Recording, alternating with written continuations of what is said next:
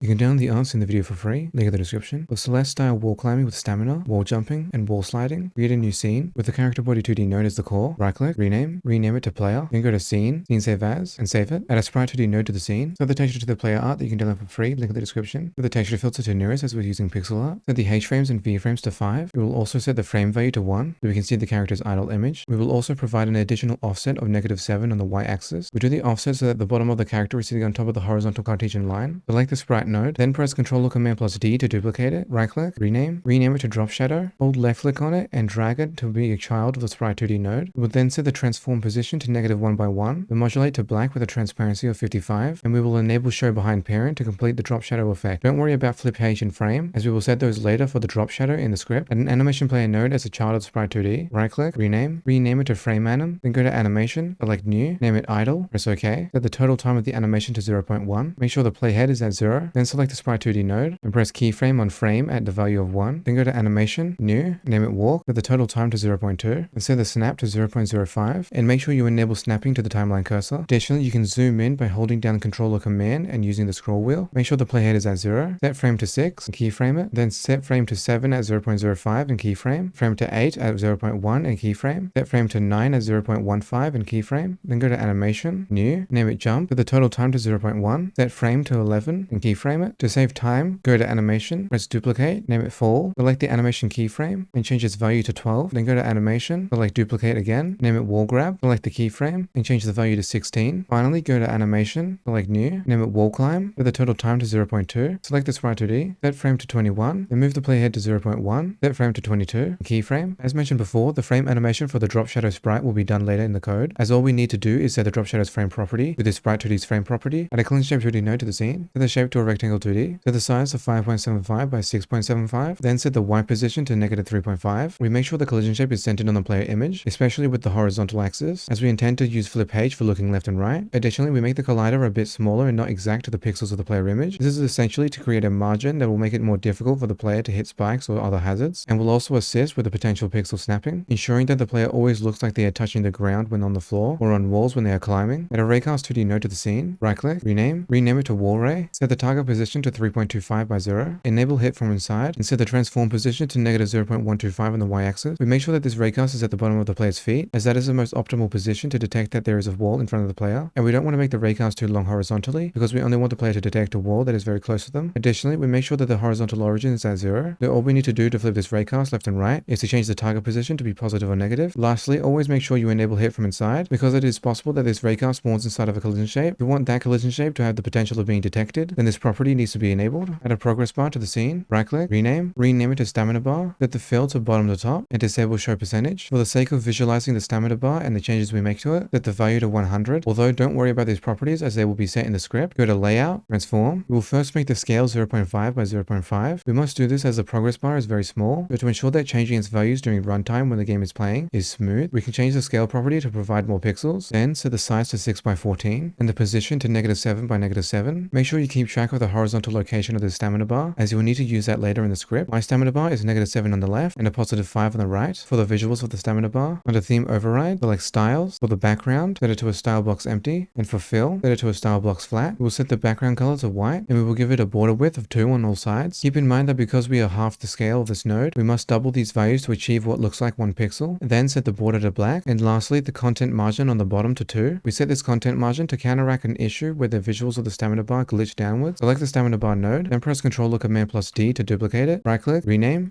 it to drop shadow bar, then hold left-click on it and drag and drop it as a child of the stamina bar. Go to layout, transform, and reset the scale to 1 by 1, then set the position to -2 by 2. Again, because we are being halved in scale, we must double to look like 1 pixel. Finally, set the modulate to black with a transparency of 55, and enable show behind parent to complete the drop shadow effect. Then select the player node and add a script. Inside the script, we will define 6 unready variables. An unready variable is a type of variable that sets its value once when the node is loaded. This is the same as running code inside the built-in ready function. As for these unready variables, we create one for each node that we intend to grab inside the script. This makes it so we can refer to the variable name instead of the path to each node, which both makes the code cleaner and means that we only ever need to change the one path in the case that we rename a node or move it within the scene tree. Then we define 15 constants and 5 variables. A constant is the same as a variable, but you can't change its value during runtime when the game is playing. Jump height is the height of the player's jumps. This includes from the ground and off of walls. Max speed is the maximum speed that the player can move. This only affects horizontal movement, as we will use a different constant for climbing speed. Acceleration and friction friction are how fast we stop and start moving towards the max speed. This will be used for both horizontal movement and for movement when climbing. Gravity normal is the gravity for when we aren't sliding on a wall, whereas gravity wall is for when we are sliding on a wall. Wall jump push force is the horizontal push we apply when wall jumping. Wall contact coyote is a timer for how long we still consider the player as on the wall, allowing for a few extra frames after leaving the wall to still perform a wall jump. And wall contact coyote time is the total amount of time that we allow. Wall jump lock is a timer for how long we lower the acceleration of friction. This is so it takes longer for the X velocity to go back to max speed after a wall jump, therefore allowing wall jump push force to actually take effect. And wall jump lock time is the total amount of time. Look to X is the direction that the player is looking when on a wall. This will be used later in a variety of scenarios, including the wall jump, as we need to know the horizontal direction that the player should be pushed towards. Climb speed is how fast we climb up and down. Climb exit boost is the boost we apply when climbing to the top of a wall. This allows for a seamless ledge grab like effect, placing the player perfectly at the top of what they climbed. Is climbing will tell us whether the player is actively holding onto or climbing a wall. Stamina bar pause left and stamina bar pause right are the horizontal positions I mentioned earlier. These will be used to reposition the stamina bar when climbing a wall, so that the stamina bar isn't inside or behind the wall. Stamina amount is the amount of time in seconds we allow the player to hold onto or climb a wall. Climb stamina drain is the multiplier we apply when the player begins climbing the wall. This makes it so that stamina drains faster when climbing, but slower when just holding the wall. Lastly, climb stamina timer is the timer that we use to keep track of how much time the player has left until the stamina runs out. For the player's horizontal movement, inside the built-in physics process function, we will define a variable for x input. Input.getAxis will provide a -1 if the first input is being pressed, or it'll provide a +1 if the second input is being pressed. We'll then set velocity.x to a lerp, which a lerp moves the first value towards the second at a rate of the third, which is also known as the weight. We will define a custom variable for the weight to make the code cleaner and easier to read. With the velocity weight x, we will first check if we want to use acceleration or friction based on if x input, meaning that x input is not equal to 0 and we are either pressing left or right. Then we make this negative to move towards the max speed, not away from it. Then we multiply this by delta to make it frame rate independent, as delta represents the amount of real world time since the previous frame. exp is an exponential function that returns the mathematical constant of e to the power of whatever is inside the brackets. This tells us the exact fraction of what we should apply this frame to move towards the max speed. And finally, we do 1.0 minus the exponential function to turn what remains into what we actually apply this frame, because we need the amount to apply, not the amount that remains. Now for wall interaction, we'll first begin with detecting whether or not the player is on a wall. First, we will set the horizontal target position of the wall ray. The length of my ray is 3.25, and we multiply it by the sign of velocity.x. Sign will simply return a 0, -1, or +1 based on the value in the bracket, and we only change the direction of the wall ray when velocity.x is not equal to 0, as to avoid the raycast target position.x becoming 0. Then we will define two variables for detecting walls. On wall, we'll check if the raycast is colliding and that the collider is a tile map layer. If you want the raycast to detect other types of colliders, you can put this in brackets and add an or statement for the other types, or you can remove the type check. We'll then define on wall in air, which will check if we are on a wall and not on the ground. This is defined to clean the code and make it more readable. Now for wall detection, we will first check if we are on wall in air and that we are currently falling. We do the check for if we are falling to ensure there is no weird physics with wall jumping, wall sliding, and activating wall climbing. Then we set the wall contact coyote to the wall contact coyote time. This will initiate the timer, allowing that amount of time after we leave the wall to still allow the player to be considered as on the wall. This is because in the else, we will check if wall contact coyote is more than 0, and we minus delta so that the timer is frame rate independent, as delta represents the amount of time passed since the previous frame. We will then set look.x to an integer of the wall ray's horizontal collision normal, and we use negative to reverse the result. Get collision normal.x will return a -1 if we hit the wall to the right, and a 1 if we hit a wall to the left. This is because it will return a vector 2 pointing away from the collider surface that the raycast is hitting, sort of like a reflection of the direction of the raycast. This is also why we use negative to reverse the result, as the normal is pointing in the opposite direction to where we are looking, and we use integer to convert the float to an integer that suits the look.x variable type. As for wall sliding, this can be done inside the wall detection if statement. In the case that we are on a wall, we will check if x input, meaning that we are trying to move towards the wall, or if we are pressing the climb button, as this detection code will later only work when we are not climbing, meaning that if you're trying to press the climb button but don't have any stamina, the velocity.y will be set to gravity wall to make the player slowly slide down on the wall. Otherwise, we plus equal gravity normal to provide regular platform of gravity. And in the case that the player is not on the wall, then we also provide regular gravity by plus equaling gravity normal to velocity.y. For wall jumping, we will first check if we are either not on the floor, meaning that the player is trying to do a regular jump, or if wall contact coyote is more than 0, meaning that the player is considered to still be on a wall and trying to perform a wall jump. We also check if the player has just pressed the jump key. Then we make velocity.y equal to jump height to activate the jump. Then in the case that the player is performing a jump from the wall and is not on the ground, then we activate the horizontal push from the wall. This is done by making velocity.x equal to the opposite of look.x, which is our wall look direction, and we make it negative to push away from the wall. Then we multiply it by wall jump push force for the amount that we push away from the wall by. Finally, we set wall jump lock to the wall jump lock time. This is required so that the lerp for horizontal movement that goes towards max speed doesn't override this push. For that, create a new variable that is equal to 0.5 or 1.0 based on if there is still time left in the wall jump lock. Then inside the lerp, we multiply weight by the weight modifier. This makes it so that it takes double the amount of time to reach the max speed whenever we push the player away from the wall, providing ample time for the push to not be instantly overwritten. Additionally, we check if wall jump lock is more than 0, then we minus delta from it to tick it down. Now for the climbing and stamina, we will first define what shouldn't occur when we are climbing. For all the logic we just defined, we will place it all underneath an if statement, or if not climbing. You can change the indentation of of multiple lines by selecting them, then pressing Tab to add an indentation, or Shift plus Tab to remove one. Additionally, we will leave a few lines out of this if statement. This is because we want these variables to also be used by the climbing code. Now for the climbing code, we will first check if either the wall contact coyote is more than 0 or if we are climbing. Wall contact coyote is to ensure that the player is on the wall and can activate climbing, and is climbing is to ensure that we can set is climbing to false when we are no longer on the wall. Then we check if we are pressing the climbing input, and we have stamina left to climb, and that we are on a wall and not touching the ground. Then we set is climbing to true, and we reset wall jump lock as is climbing will stop it from counting down. For the climbing movement, we'll do the same as the horizontal movement, instead checking for up and down with get axis, with UI up providing a -1 and UI down providing a +1. Then we set velocity.y to alert, which will move the first value towards the second at a rate of the weight. We make the weight its own variable to make the code a lot cleaner. As for this variable, we first check if we should use acceleration or friction based on if the player is trying to move. And we made this negative as we want to move towards the climb speed, not away from it. And we multiply this by delta to make it frame rate independent, as delta is the amount of real world time since the previous frame. exp is an exponential function that returns the mathematical constant of e to the power of whatever is inside the brackets. This tells us the exact fraction of what we should apply this frame to move towards the climb speed. And finally, we do 1.0 minus the exponential function to turn what remains into what we actually apply this frame, because we need the amount to apply, not the amount that remains. To decrease stamina, we will define a draining rate, which is equal to the climb stamina drain if we are moving, else it is just 1. Then we remove delta multiplied by the drain rate. Removing delta will take the timer down, as delta represents the amount of real world time since the previous frame, and multiplying this by the drain rate will make the timer tick down faster. And in the case that we aren't trying to climb, or that we are out of stamina, then we will simply set is climbing to false. Additionally, we do a check for if we are not on the wall, and that we are not on the floor, and that we are still climbing. If so, then it means that the player has stopped climbing due to the on wall in air being false, which will happen if the player climbs to the top of a wall. In this case, we can set velocity.y to the y value of climb exit boost. Then we can check if there is no x input, and set velocity.x to the horizontal climb boost, multiplied by look.x to ensure it's in the correct direction. This will make the player reposition themselves smoothly with the velocity to the top of the wall, avoiding the potential of a player reaching the top of a wall and accidentally falling down. Additionally, we check if the player isn't moving horizontally, as setting velocity.x will skip any acceleration. So in the case that we don't have this if statement, horizontal movement after reaching the top of a wall may look very unsmooth and unpolished. Now to ensure that the stamina gets reset, we can do a simple check for is on floor, then set the climb stamina timer to the stamina amount constant. And lastly, for the player to move based on the velocity, we call move and slide. For the animation of the player, we will create a custom function with 2 built-in variables. These are the same variables as the ones inside the physics process. So when calling this function inside the physics process function, we will pass along those exact variables. Inside the animation function, we will first update the shadows frame property by setting it to the main sprites frame property. Then we will check if the player isn't climbing, but is also trying to move horizontally. If so, then we set the sprite and the shadows flip H to X input less than 0, which will flip the sprite if we are moving to the left. Otherwise, it'll set flip H to false when we are moving to the right. You can change the lesser than sign to a greater than sign in the case that your player sprite faces left by default in its sprite sheet. Then for the frame animation, if we are on the floor, then we will grab the frame animation player and play walk if we are trying to move. Otherwise, we play idle. Alternatively, you can check velocity.x instead of X input, but X input is more snappy and provides a more responsive and visual feedback. If the player is not on the floor, then we will check if they are either climbing or if they are on the wall and they are either trying to move left or right, meaning they are sliding, or they are trying to press wall climb, meaning that they are out of stamina and sliding. Then we create a variable for the sake of readability of the code. We check if it's climbing and that we are trying to move up or down. Then we grab the frame animation player and play wall climb or the wall grab animation based on the move climbing variable. Otherwise, if we are not on the floor and we are not on a wall, then it means that we are in the air. So we grab the frame animation player and play the fall animation if velocity.y is more than 0, meaning we are falling. Otherwise, we'll play the jump animation. To update the stamina bar and set any of its visuals, we'll create a custom function called stamina bar update, which we will also call inside the physics process function underneath the animation function. Inside the stamina bar update function, we will check if there is still some stamina left and that we are climbing. If so, then we make the stamina bar visible, set its horizontal position to the left or right constant based on the direction we are looking towards with look.x. Then we set the value of the stamina bar and its shadow to the climb stamina timer. Otherwise, if we've run out of stamina or we aren't climbing, then we set the stamina bar to be invisible. To make sure the max value of the stamina bar is set properly, inside the player's built-in ready function, we will first make sure that the stamina bar is invisible to avoid a potential flicker of visibility when the game starts. Then we'll set the max value of both the stamina bar and its shadow to the stamina amount constant. Finally, in the case that you want to remove stamina from the climbing mechanic, go to the climbing if statement. Here, you can choose to either remove the check for if climb stamina timer is more than 0, or you can remove the code that decreases the timer when climbing. Additionally, if you are to remove stamina, you should also stop calling the stamina bar update function, as there is no point updating the visuals for a stamina bar that you aren't using. Now you have a 2D platformer controller with wall climbing that you can choose to have stamina or not, wall jumping, wall sliding, acceleration and friction that you can add to any of your 2D Godot games. And don't forget, you can check out the project files, link in the description.